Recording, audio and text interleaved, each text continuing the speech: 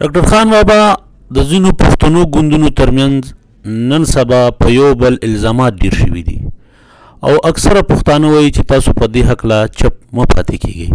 اعوذ بالله من الشیطان الرجیم بسم الله الرحمن الرحیم. نن سبا چې دی نو د ځینې ګوندونو په خپلو کې چې دی نو هغه په یو بل الزامات شروع شوي دي، پراپیګنډا. ګورئ زمونږ په دې غیر پارلیماني سیاست کې دا 14م کال دی تقریبا. د پارلیماني او غیر پارلیماني سیاست چې دی نو خپلې ستونزې وي. که چېرته موږ دا وایو چې یاره پارلیماني او غیر پارلیماني سیاست یو ځای دی، یو شان دی، نو دا هسې زموږ خوب دی. د هغوی خپلې ستونزې دي، هغوی د پارلیمان دپاره چې څه هلې ځلې کوي، څه دغه کوي، نو هغوی کې ډېر څیزونه داسې دي چې هغوی نشي کولی، کوم چې غیر پارلیماني سیاستدان کولی شي. دغه شانتې کوم کارونه چې غیر پارلیماني سیاستدان نشي کولی هغه پارلیماني سیاستدان کولی شي. مسله دا ده چې مونږ خپلې ستونزې راښکاره کوو نه، مونږ د یو بل هغه ستونزې یا د یو بل مجبورۍ قبلو نه. که چېرته مونږ د یو بل دا مجبورۍ قبولې کړو، د غیر پارلیماني سیاستدان چې دی نو هغه د هغه نه هغه امید ونه ساتي، د پارلیماني سیاستدان نه هغه امید ونه ساتي، هغه خبره کلاو خبره تې په جار دې تې هغه تمه ونه ساتي کوم چې هغه کولی شي غیر پارلیماني سیاستدان یې کولی شي که نه. نو د پښتنو چې کوم دغه دی دا به جوړښت طرف ته راشي. موږ له پکار دا دي چې موږ د پارلیماني او د غیر پارلیماني د دې سیاست نه اول ځان خبر کړو. که چېرې موږ خبر شو نو بیا به موږ د پارلیماني سیاستدان مجبورو ته ګورو. دغه شانتې به هغه پارلیماني سیاستدان چې دی نو هغه به زموږ مجبورو ته ګوري. نو د یو بل په مرسته که موږ چې دی دغه ته راغو، د پنجاب د دې غاصبیت خلاف یو ځای شو، که هغه د فوج ظلم دی، که هغه د ټول اسټبلیشمنټ ظلم دی، که هغه د بل ظلم دی، که هغه د بل ظلم دی، که موږ د هر څه تسلیم کړل چې یاره د څه مجبورۍ دي، هغه به دی هغه شان خبره به دی نشي کولی کوم چې زه کولی شم. نو زه به دا نه وایم چې یاره داسې کار دی که نه. اوس لکه موږ ته پته لري چې پارلیماني سیاستدان چې دی نو هغه بعضې کارونه چې دی نو هغه بعضې خبرې هغه په جار نشي کولی. نو پکار دا دی چې موږ د هغه نه موږ په هغه باندې دا زور هم راونړو چې یاره ته ولې داسې کار نه کوې.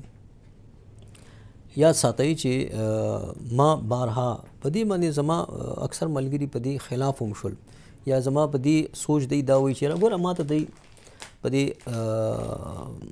میانرو سوچ چې یاره زه د پارلیماني سیاستدان دپاره یو سوچ لرم چې یاره دا کار پکار دی، داسې پکار دی چې دی خیر دی لږ دغه ته موږ پرېږدو. نو د هغې د وجې د لاسه چې دی نو زه چې دی هغه د ایسایي ایجنټ شوم یا چې دی نو طالب شوم. وجه دا ده چې زه د پښتون قوم خبره کوم، د پښتنې خاورې خبره کوم، د پښتون د اولني حق خبره کوم. ما دپاره یو نظریه یو فکر یا دغه چې دی نو هغه زیات اهم نه دی. زیات اهم ما دپاره دا دی چې یاره په پښتنه خبره دی د پښتون اولنی حق راشي. که هغه لیبرل راولي، که هغه سیکولر راولي، که هغه یو طالب راولي، ما دپاره چې دی نو هغه اهم دی. اوس مسله دا ده زه خو دې خلکو چې دی نو د عیسایي او پلانې دینګړې دغه کمه، اوس بلې چې دی نو د اسټبلیشمنټ دغه کو چې یاره دی خو دغه سره ناست دي او پلانې دینګړې، بل چې دی نو دغه دی چې یاره دی د زه په خپله اکثر د غصې د لاسه کله وایم چې یاره دا چې دی نو د پنجاب دغه دی د غېږه کې ناست دی، د هغې نه پاسېدو په یره کې چې دی نو غږ نشي کولی. نو موږ ته پکار دا دي چې یاره اوس ګورئ د محمود خان اچکزي صاحب په شانتي یو ستر دغه مشر چې و، نو هغه سره مونږ څه وکړل؟ صرف د خپل سیاست دپاره، لکه مونږ قومي سیاست ته ونه کتل. مونږ دغه شانتي د اسفندیار صاحب سره سکو، مونږ د منظور خان سره سکو، مونږ د بل سره سکو، مونږ د بل سره سکو، مونږ اصل کې د خاورې سره سکو، د پښتون قوم سره سکو، د پښتون د اولني حق سره مونږ سکو لګیو. زه خپل ملګرو ته خدا بار بار وایم چې یاره یو مسله دا ده چې مونږ دا ګڼو چې یاره دا هر څه چې دی نو بس دا په پلک سره کیدی شي. دا ممکن نه ده. ته به یو طریقې کار سره ځې، رو رو به ځې، ګام په ګام به چې دی نو بدلون راولې، دغه به کې یو لکه د دغه لالونو په شانتې به یو د پښتون مینوال را پیدا کې. هغه زه اکثر یو خبره کوم ملګرو ته، تاسو ته زه کوم چې یاره زر دي نه وي سل دي وي خو خپل دي وي که نه. نو هغه د جوړښت دپاره چې دی دا ډېر ضروري دي چې موږ یو بل معاف کول زده کړو، د یو بل هغه ستونزې وپېژنو، هغه تمه موږ د یو بل نه ونه کړو چې کوم چې دی. ورې د سیاست دغه دا دی چې یاره دی به سیاستدان به خپل دغه ته ګوري چې دلته کې زه څنګه رنګ خبره کولی شم. خبره پکار دی چې زموږ یو شي، که هغه په داسې راتاویدل وي او که داسې راتاویدل وي که داسې وي، خو پکار دا دی چې زموږ خبره چې دی نو په پښتنه خاوره د پښتون د اولني حق ته پراتف ته موږ راولو په څه چل باندې. موږ که چېرته دا دې طرف ته راوسته نو یقین وساتئ او یو بل معاف کول غواړي. که چېرته موږ یو بل معاف نه کړل، یو بل ته مو هغه ځای ورنه کړو. اوس دلته مسله دا ده موږ یو بل تسلیمو نه. ما اوس لږ ساعت مخکې د محمود خان صاحب دغه نوم واغوستو، ما ته پته نه چې په دې به د نیشنل پارټۍ ملګري خفه شي. ګوري یو ستر سیاستدان دی. ما په دې وخت کې د اسفندیار نوم هم اغوستی شو، بیمار دی دغه دی، ما ته پته ده. زه به څه کومه، زه به وایم چې یاره اوس ګوري هغه د یو د پارلماني سیاست یو دغه دی، زه به ځان ته د غیر پارلماني سیاست یو استاد ووایم. پارلماني سیاست خو ما نه دی کړی. بله خبره دا ده چې هغه چې کوم په جوړښت وغیره پوهیږي، آیا زه یو بل کس که هغه منظور دی که بل دی که بل دی که بل دی که بل دی که هغه ایمل ولی دی پوهیږي که زه یم. مسله دا ده چې مونږ یو بل ته ځای ولې نه ورکوو. که چېرته مونږ 10 کسان مشران کینو نو آیا مونږ به په خپلو کې یو مشر نه ټاکو؟ دا 10 کسانو به یو مشر نه وي نو هغه مشر به مونږ به څه ټاکو؟ په دې چې ډېر ورپسې خلک ولاړ دي، که په دې چې هغه نالجبل زیات دی، پوهه زیات دی. که چېرته دغه سوشل میډیا ورپسې ډېره ده، دیټس انف، دا مطلب کافي ده دغه د پوهې دپاره، دغه دپاره نالجبل کېدو دپاره.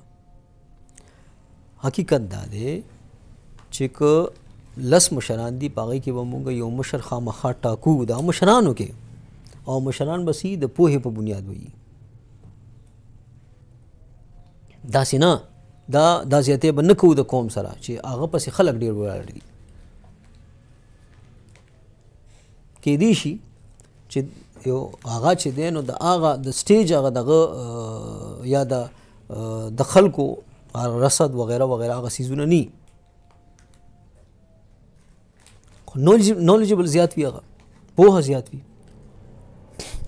نو پښتنو مشرانو له پکار دي چې ګورې د دې قوم د خاطر، د دې یووالي د خاطره، د پښتنه خاوره د پښتون د اولني حق د خاطره اوس یو بل تسلیم کی، یو متحده جرګه جوړه کی د خپل پښتنو مشرانو، یو بل ته ځای ورکي. که چېرته دوی یو بل ته ځای ورکو نو یقین وساته په خپلو کې بیا یو مشر وټاکي. ګورې په دې نه چېرې د پسې خلک ډېر ولاړ دي یا داسې یا داسې هغسې، د هغه تجربې ته کتل پکار دي. د هغه چې دی نو هغه پوهې ته کتل پکار دي. هلو به چې دی مونږ به د دې قوم سره، د دې خاورې سره، د دې د دې خلکو سره د خپل پښتنو سره د پښتو سره اخلاصمن شو. بیا ګوري والله که زمونږ خلاف چې دی نو دا خلک چې دی نه مخکې زموږ خلاف ودرېدی شول نو اوس ودرېږي. بیا کني نو همدغه د یو بل که مونږ همدغه شانتې کوو چې زه ما ته خلک وایي چې دا د عیسائی ایجنټ دی، بل ته وایي چې دا داسې دی، بل ته وایي چې دا داسې دی، بل ته وایي چې دا داسې دی. مونږ خو هم ډېر میټینګز او دغه نه خبرېږو. مونږ خو چېرته دا ونه وایو چې یاره ته چې ناست یې دلته دا هغه دغه شو، بیا تنقید برای تنقید شو. یار ته به ناسته کې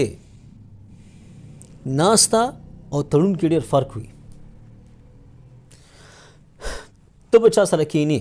اوس ګوره تېره ورځ یو دلته کې د یو پی ټي آی یو کس سره کښېناستم، په هغې باندې نیشنل پارټۍ لکه د اور په شانتې دغه شو، نه خبره نه اتره. حالانکې هلته کې څه وه د هغوی او د بابک خپلو کې یو دغه راغلی و. ته خو ناست وې. ما ورته وویل چې یاره پښتانه چې دی نو دا په لحاظ دي او په کار دی چې مونږ چې دی نو که هر څه یو، که په هره پارټۍ کې یو، په هره ګوند کې یو، پلانې دنګړې د پښتون د اولني حق دپاره رو کار شروع کړو، را متحد شو. دغه شو په دې څیزونو کې هم متحد کېدی شو که نه. د پښتون په توګه بعضې خبرې داسې لکه زموږ دا ژبه شوه، زموږ نظام تعلیم شو، په پښتنه خاوره د پښتنو په وسایلو کې اولنی حق شو، په سرکاري چوکو وغیره د اولنی حق شو. دا خو د ټولو پښتنو دي که نه.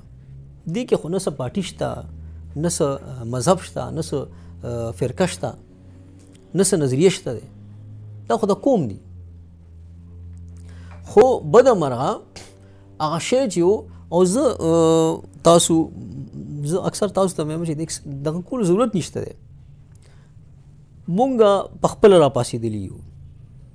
مونږ ته د خلکو نه دی ویلي چې مونږ ته ګیله وکړو چې او یار تاسو مونږ سره ونه درېدئ. مونږ د خپل زړه نه راپاڅېدلي یو، د خدمت اراده مو ده، هغه به کوو، کول غواړو. که چېرته مونږ سره څوک ودرېدل دا به د هغوی مننه وي. مونږ دا نه شو ویلی چې یاره او تاسو چې دی نو داسې تاسو مونږ سره ونه درېدئ او تاسو داسې نه. مونږ پسې هغوی کور ته نه دي راغلي چې یاره ته راپاڅه او زموږ دپاره مبارزه وکړه. تاسو ته زه وایم ګورئ داسې مه وایئ چې یاره تاسو چېرته څه دغه دی. تاسو پسې څوک چې دی کور ته نه دي درغلي چې تاسو چې دی ډېر ستر دغه یې او تاسو راپاڅئ او هغه او دغه نه. تاسو د خپل زړه خوږه تاسو ته یو شی ښکارېدو، یو کمی ښکارېدو، تاسو راپاڅئ د هغې دپاره. نو دا مطلب دا نه چې تاسو به هغه احسان کوئ. هغوی تاسو پسې کور ته نه دي راغلي. که چېرته هغوی تاسو سره ودرېدل بسم الله دا به مبارزه نور هم کامیابه کړي. خو که ونه درېدل نو دا مه وایئ